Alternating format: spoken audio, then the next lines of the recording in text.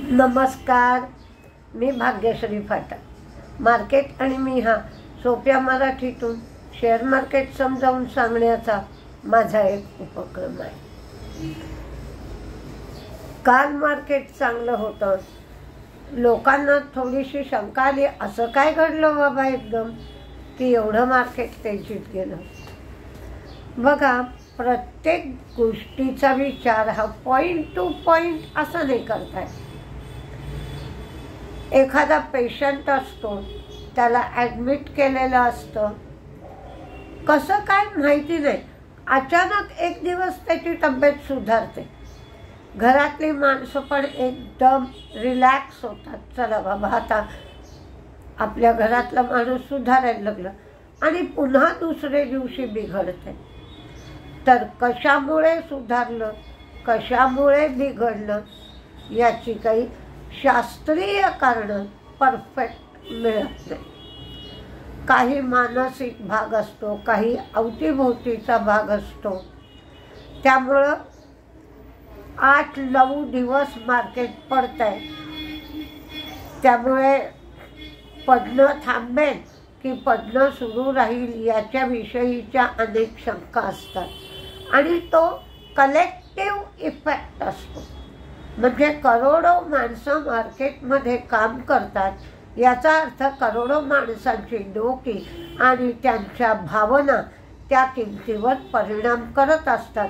म्हणून मार्केट अवघडही आहे आणि तेवढंच इंटरेस्टिंग सुद्धा आहे. आता बघितलं आपण तर अमेरिकेने रेट कट करणार म्हटल्याबरोबर बँक ऑफ इंग्लंडने सांगितलं आम्ही पण जूनमध्ये रेट कट करू. स्विस सेंट्रल बँकेने तर रेट कट केला, कारण त्यांचं 2% टार्गेट पूर्ण झालं. त्यांनी 1.75 वरनं 1.50 एवढा रेट कट केला. जपानने मात्र फक्त रेट वाढवला आहे. 28 मार्च पासून T+0 याची ट्रायल सुरू होईल. आज ॲक्सेंचरने रेव्हेन्यू ग्रोथ गायडन्स कमी केलाय, आणि म्हणून निफ्टी IT सेक्टरवर याचा परिणाम होण्याची शक्यता आहे. पण यामध्ये एक गोष्ट लक्षात घेतली पाहिजे की ॲक्सेंचरचं वर्ष 31 ऑगस्टला संपतं. म्हणजेच त्यांच्या सांगण्यानुसार अजून 2 क्वार्टर तरी IT सेक्टरमध्ये दबाव राहण्याची शक्यता आहे. आणि आपल्याकडच्या इंडियन IT कंपन्या ह्या ॲक्सेंचर सारख्याच आहेत. कालही आपल्याला इन्फोसिस आणि TCS मध्ये दबाव दिसतच होता.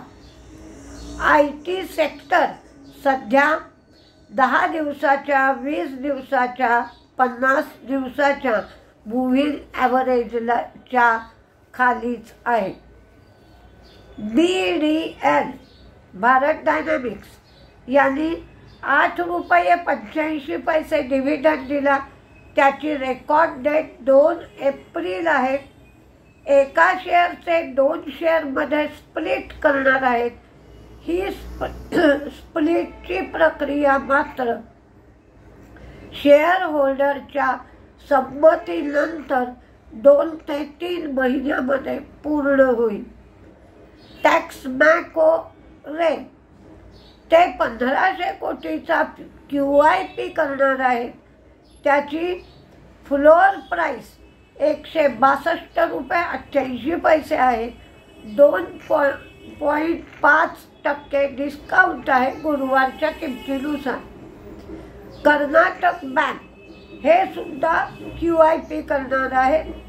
₹231.43 फ्लोअर प्राईस आहे.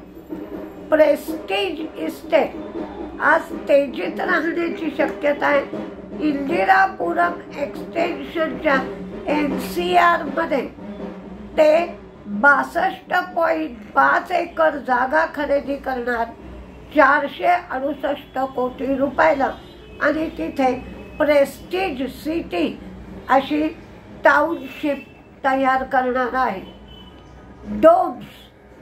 डोम्सची कालपासून बातमी आहे.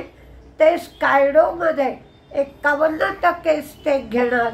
ही company bag, school bag, pouches याचं उत्पादन करते आणि विकते. महिंद्रा लाईफ हे बंगलोरमध्ये महिंद्रा झेन या नावाने नवीन प्रोजेक्ट लॉन्च करणार आहे. आता तुम्हाला बाकीच्या गोष्टी हव्या असतात की नाही माहीत नाही, पण मी सांगते. चीनच्या एव्हरग्रँडनी 78 अब्ज डॉलरचा घोटाळा केला, कागदोपत्री हेराफेरी केली आणि खोट्या उत्पन्नाच्या आधारावर रोखे विकले. ते रोखे चढ्या भावाने विकले, त्यामुळे आता रोखे खरेदी करणारे अडचणीत आले आहेत. एव्हरग्रँडवर 300 अब्ज डॉलरचं कर्ज आहे. सेबी 250 रुपयाचं SIP व्हायबल कसं होईल याचा विचार करताय. ईज फॉर एंट्री आणि ईज फॉर एक्झिट सुद्धा गरजेचं आहे. ओव्हरसीज सिक्युरिटीजमध्ये म्युच्युअल फंडाने गुंतवणूक करण्याची मर्यादा $7 बिलियन एवढी होती आणि ओव्हरसीज ETF मध्ये गुंतवणुकीची मर्यादा $1 बिलियन एवढी आहे. सेबीने AMFIला फंड्स स्वीकारायला 1 एप्रिलपासून मनाई केली आहे. जे फंड्स ओव्हरसीज ETF गुंतवणुकीसाठी जो पैसा येणार आहे तो स्वीकारू नये असं सांगण्यात आलं आहे. टाटा कम्युनिकेशन ही डिजिटल सर्व्हिसेस व्यवसाय नोव्हामेश या सबसिडियरीला 458 कोटीमध्ये ट्रान्सफर करणार आहे. माझगाव डॉक्स संजीव सिंघल यांना 6 महिन्यासाठी एक्सटेन्शन मिळालं आहे. त्याचबरोबर 14.55 एकर जमीन आणि बिल्डिंग 29 वर्षाच्या कराराने 354 कोटीला ते लीजवर देणार आहे. त्यामुळे माझगाव डॉक्स तेजीत राहू शकतो. विप्रोच्या सबसिडियरीने जनरल मोटर्स आणि मॅग्ना इंटरनॅशनल बरोबर नवीन एंटिटी स्थापन करण्यासाठी करार केला आहे. सामी हॉटेल हे होलली ओन सबसिडियरीजसाठी अशा त्यांच्या 3 सबसिडियरी आहेत. त्या सबसिडियरीजसाठी कॉर्पोरेट गॅरंटी वाढवणार आहे. ही कॉर्पोरेट गॅरंटी 801.6 कोटीसाठी दिली जाणार आहे. टाटा केमिकलला 104 कोटीची टॅक्सची नोटीस मिळाली आहे. त्यामुळे टाटा केमिकल मंदीत राहील. सारडा एनर्जी तेजीत राहील, कारण सुरजागड इथं एका आयन ओर ब्लॉकसाठी कंपोजिट लायसेन्स त्यांना मिळालं आहे. आज कुठले शेअर मंदीत तर कुठले शेअर तेजीत राहतील हे आपण बघूया. पण IT सेक्टर मंदीत राहील. तेजीमध्ये TVS होल्डिंग, कारण काल 94 रुपये डिव्हिडंड जाहीर झालाय. Mahindra Life, PCBL, Godrej Agrovet, Amber Enterprises, Sarda Energy, Prestige Estate, Grauer and Weil, Lemon Tree, Ranchi इथं 45 रूमसाठी करार केलाय. IRCTC हे आत्ताच्या सीझननुसार दिलाय. IRCTC, इंडिगो आणि हॉटेल्स, कारण आता सुट्ट्या चालू होतील, श्रीराम फायनान्स, माझगाव डॉक, इरिडा काल अप्पर सर्किट होतं, पण इरिडामध्ये जपून ट्रेड करा. Bank of India, CESC, Shakti pump, Apple, Bharat dynamics, DLF, Eicher motor, Navin fluorine आणि IDFC फर्स्ट. मंदीत मात्र बहुतेक शेअर IT सेक्टरमधले आहेत. Persistent, Coforge, Birlasoft, LTI Mindtree, Tata chemical, Infosys, Wipro, क्रॉम्प्टनला 68 कोटीची टॅक्स नोटीस आली. लॉरेस लॅब, TCS आणि काल PFC, REC वाढले होते, तर आज एक पहिल्यांदा 2-4 रुपये वाढेल आणि नंतर कमी होण्याची शक्यता आहे.